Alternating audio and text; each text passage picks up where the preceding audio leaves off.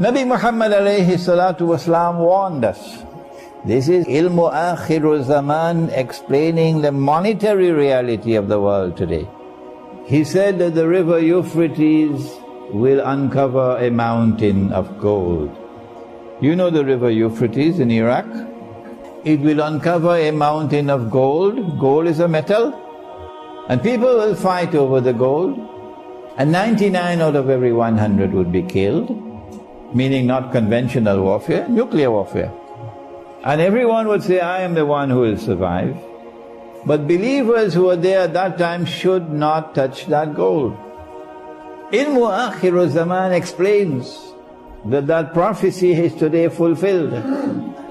Yes, it was fulfilled when an ocean of oil underneath the Euphrates began to function as a mountain of gold.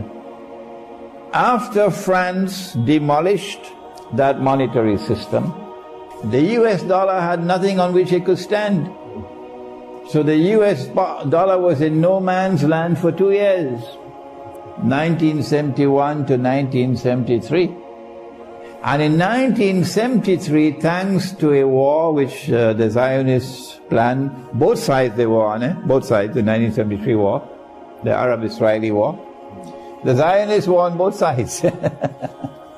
They were able to use that war to be able to convince Malik Faisal, rahimahullah. And Malik Faisal made the biggest mistake ever made by anyone in our monetary history. Because he didn't have knowledge. May Allah have mercy on his soul, he was a good man. Kissinger was able to convince him to sell oil for only US dollars. That's haram. When Faisal agreed to that and got the other Arab oil producing states to agree, then OPEC was born, and OPEC made it the rule, and as a consequence of this law that you can only buy oil with US dollars, the US dollar now kept on flying high. And so it's no longer a Bretton Woods monetary system. It is now a petrodollar monetary system. And this is what the hadith was telling us. Islamic eschatology could not have been established as a branch of knowledge 1,000 years ago. Because 1,000 years ago you could not understand this hadith. No. Even to this day most Muslims do not understand this hadith. This is the only time when you can now develop Islamic eschatology as a branch of knowledge. In addition to this petrodollar monetary system where the US dollar now is free, you just have to print it. Not the French franc, not the British pound, not the German mark, not the ringgit, only the US dollar. There's no limit to the amount you can print. No limit. The sky is the limit.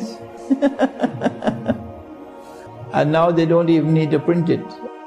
They just instruct the Federal Reserve Bank to write out a check. So just a piece of paper for $7 trillion. $7 trillion. 700,000 billion dollars.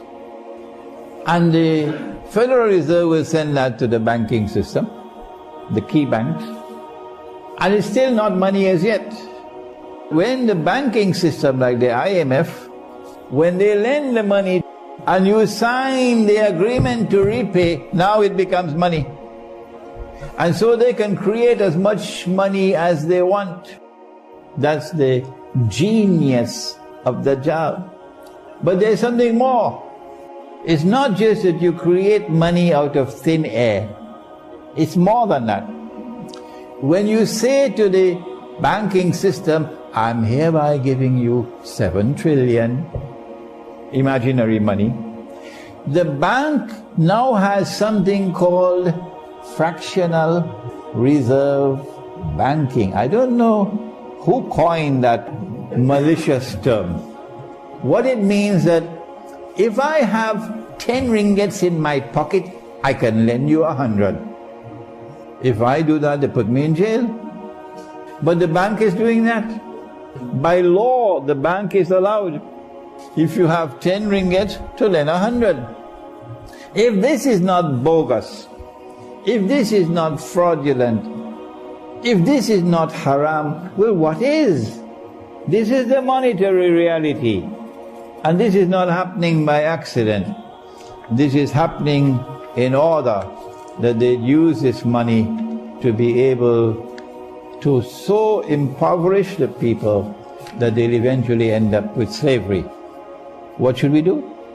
Answer: get out of that monetary system and return to money which is in the Qur'an, money which is in the Sunnah, dinar and dirham.